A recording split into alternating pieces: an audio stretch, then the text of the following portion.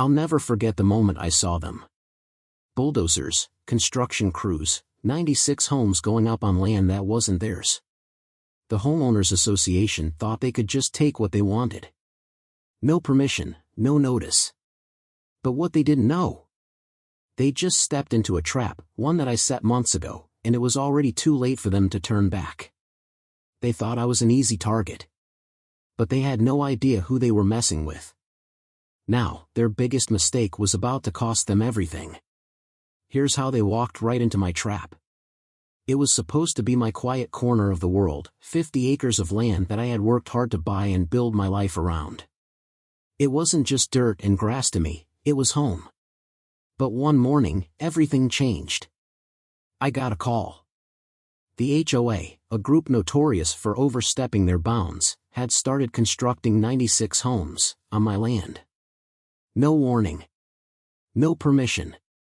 They just took it, like I wouldn't even notice. My heart sank. I couldn't believe it. How could they think they could get away with this? They had no legal claim, no right to be there. But they were already digging. Already building. It felt like a nightmare. And trust me, I wasn't about to just sit back and let them walk all over me. It all started on a Tuesday morning. I remember it clearly because it was one of those rare, calm days when I could finally relax after a long week of work. I was having coffee on my porch, enjoying the view of my land, untouched, peaceful. Then I saw it. A huge, yellow bulldozer appeared at the edge of my property, its massive wheels crunching over the gravel road. My heart skipped a beat. I stood up, spilling my coffee on the porch.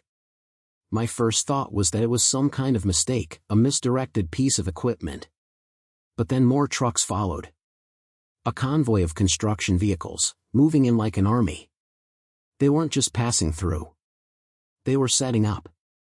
I rushed down to the property line, already fuming. I couldn't believe what I was seeing. The workers didn't even acknowledge me at first, as if this was just another day on a regular job site.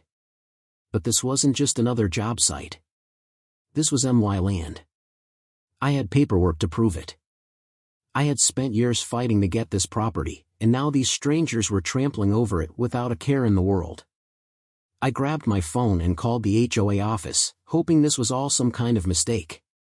Maybe someone didn't realize where the property line was? Or maybe there was some kind of emergency that required them to take over my land? I wasn't sure, but I was willing to give them the benefit of the doubt, at first. The phone rang for what felt like forever before someone finally picked up. "Hello, this is Sandra from the HOA office. How can I assist you?" "Sandra," I said, trying to keep my voice calm despite the rage building in my chest, "I've got a serious issue. There are construction crews building homes on my land. What is going on?" There was a long pause on the other end of the line. "Sir, I'm not sure what you mean. Our teams have the proper permits for this development." She said it so nonchalantly, as if it was perfectly normal for them to bulldoze an entire section of someone else's land. "My land?" I snapped. "I didn't give you permission to do this. I don't know what permits you're talking about, but this land is mine. You have no right to be here." Her voice was flat. "Sir, if there's been some misunderstanding, you'll need to contact our office during business hours to resolve it." The line went dead, and I was left staring at my phone in disbelief. I couldn't believe it. No apology, no explanation. Just a brush off, as if they didn't even care about the mess they'd made. I didn't know what they thought they could get away with, but one thing was certain, this wasn't going to end well for them. I stormed back toward the construction site, now seething with anger. The workers had set up fencing around the area and started bringing in supplies. I could feel my blood boiling. There was no way I was going to let this slide. I marched up to the nearest worker, demanding to know who was in charge. He glanced up at me with a bored expression, clearly not concerned. "That would be Gary," he said, pointing toward a man in a hard hat standing near the bulldozer. I marched straight over to Gary, ignoring the workers who glanced up at me as I passed. When I reached him, I didn't give him a chance to speak. "What the hell is going on here?" I demanded. You can't just start building on my land without permission. Gary barely looked at me. He wiped his forehead with a rag, then calmly responded, "We've got all the right paperwork. You need to talk to the HOA about this. I'm just here to do my job." Paperwork? What paperwork? This is MY property, and I never gave you permission. I was losing my patience, but Gary just nodded and started giving instructions to his crew. It hit me then, they weren't even worried about it. They were confident. They thought I'd just roll over. Maybe they thought they could bulldoze my objections the same way they were bulldozing my land. But they didn't know me. They didn't realize the mistake they'd just made. The mistake of thinking they could take something from me without facing consequences. I had to act fast. I couldn't wait for the HOA to resolve it. They clearly had no intention of doing so.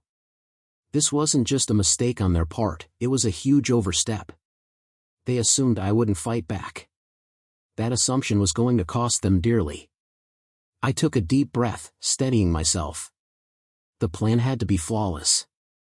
It wasn't just about getting them to stop, it was about making them regret ever thinking they could steal my land. There was no more waiting. I was going to make sure the HOA would never forget what happens when they mess with the wrong person. But first, I needed to gather my evidence. Every piece of documentation I had was going to play a role in taking them down. I'd call a lawyer, contact local authorities, and start documenting everything. But most importantly, I needed to make them sweat. I needed them to realize that I was no easy target.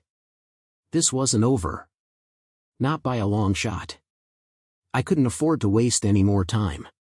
The HOA was clearly not going to back down without a fight, and the construction on my land was advancing every day. They'd made their first mistake by assuming they could just take what wasn't theirs. Now, I was going to make them regret it. I went straight to my home office and started gathering everything I could. I pulled out the deeds, the property surveys, any emails I'd exchanged with the HOA over the years. I needed to understand every inch of my land, every detail that could give me an advantage.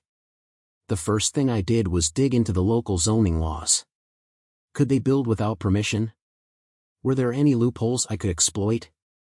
I spent hours scrolling through documents, researching legal cases, and reading about the HOA's past actions.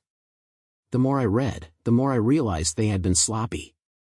The HOA had bypassed certain local ordinances by not properly notifying me as the landowner before starting construction. I knew I had them. They had broken the law, and I had the paper trail to prove it. I wasn't just going to stop them, I was going to expose their negligence and make them pay. Next, I called in reinforcements. A friend of mine, Nick, was a lawyer who specialized in property disputes. He'd helped me before with some minor issues, but this was different. I needed someone with experience in dealing with large organizations like the HOA. When I told him what had happened, he immediately jumped in, offering to help. "Look," Nick said, after I explained the situation, "the HOA is going to try to intimidate you. But we can use their own mistakes against them. We can challenge their permits and show that they didn't follow the correct procedure. We'll get the right authorities involved, and if needed, we can take it to court." Nick was confident, but I could hear the tension in his voice. This wasn't going to be easy. The HOA had power, influence, and a lot of money behind them. But they had underestimated me. I wasn't going to just sit back and let them steamroll me. I needed to make sure they understood that they couldn't get away with it. The next few days were a blur of phone calls and research. I started documenting every single thing that happened on my land, photos of the construction site, the workers, the equipment. Every time they put up a new fence, moved machinery, or laid a foundation, I was there, taking notes and capturing evidence. I made sure to record the exact dates and times to build a timeline. Then came the tricky part, setting the trap. I needed to create a situation where the HOA couldn't back out without looking guilty. I knew their biggest fear was public backlash, so I began contacting the media. If I could get the local news to cover the story, it would put pressure on the HOA to back off. I didn't want them to just stop construction, I wanted them to feel the heat of public outrage, to realize that they couldn't just bulldoze their way through everything. With Nick's help, we started preparing the legal documents, lining up everything we needed to present to the authorities. I knew we were close to something big. If the HOA didn't fold soon, they'd be facing a public relations nightmare they wouldn't recover from. The tension was unbearable as the days passed. I had my plan in motion, but it was up to the HOA now. Would they back down? Or would they dig in their heels, giving me the opportunity to make them pay for their arrogance? All I could do now was wait and see if they would make their next move, and whether it would be their last. The day the HOA realized they'd walked into my trap came like a storm. I had everything lined up. The media was already at the construction site, cameras rolling as I stood at the edge of my property, holding a stack of legal documents. The news anchor's voice echoed through the air, reporting on the controversy surrounding the HOA's illegal construction on private land. Their mistake was out in the open, and there was no way they could cover it up now. It didn't take long for them to notice the news vans parked across the street. The construction stopped abruptly. Workers gathered around, whispering to each other, glancing nervously at the cameras. I saw it in their faces, they knew the game had changed. But it wasn't just the workers. The HOA's representatives had shown up, and I could tell they were panicking. Gary, the same man who had brushed me off weeks ago, rushed over to the news crew. His face was pale, his hands shaking.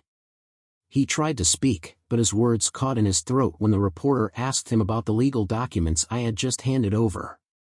"Are you aware that these homes are being built on land that does not belong to you?" she asked, and the camera zoomed in on his face. His confidence from earlier had vanished. In its place was a look of pure fear. As the reporter continued asking questions, the HOA executives started huddling in the corner, clearly scrambling for a plan. I could see them make frantic phone calls, but it was too late. The damage was done. The public was watching, the legal papers were in hand, and the authorities were on their way. Then, it happened.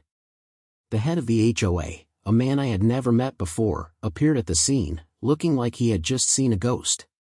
He took one look at the chaos and turned to Gary, his voice trembling. "Shut it down. Now."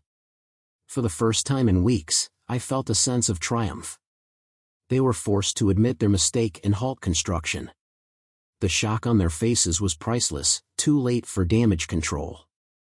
They had underestimated me, and now, they had to face the consequences of their actions. This victory wasn't just mine, it was a message. You don't take what isn't yours without paying the price. In the days that followed, the HOA scrambled to salvage what little they could. They issued a half-hearted apology, trying to paint themselves as the victims of a misunderstanding. But no one was buying it. The media coverage was relentless. Their once impressive reputation was in tatters. The community wasn't on their side anymore. Residents who had been indifferent before now rallied behind me, offering support in ways I hadn't expected. Neighbors dropped by to shake my hand, local businesses sent me thank you cards, and even the local council expressed their disapproval of the HOA's actions. Despite their attempts to backtrack, the damage was irreversible. The construction halted permanently, and the HOA was forced to pay hefty fines for their illegal actions. Their dream of 96 new homes was shattered. I had not only protected my land but also exposed their arrogance to the public. As for me, I felt a wave of relief. The legal victory was sweet, but there was a lingering tension. I knew this wasn't truly over. The HOA had made a massive mistake, but they were powerful, and I couldn't let my guard down. There was always the possibility they'd come back with a new tactic, a new plan to try and reclaim their lost ground. For now, though, I could breathe easy. I had won. And they had learned a valuable lesson: never underestimate someone who has nothing to lose.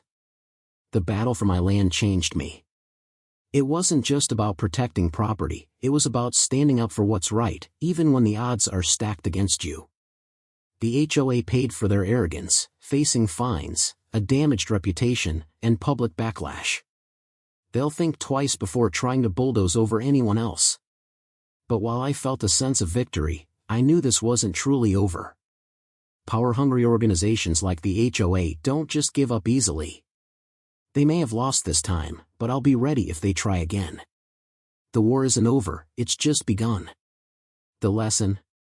Never underestimate the quiet ones, especially when they have everything to lose.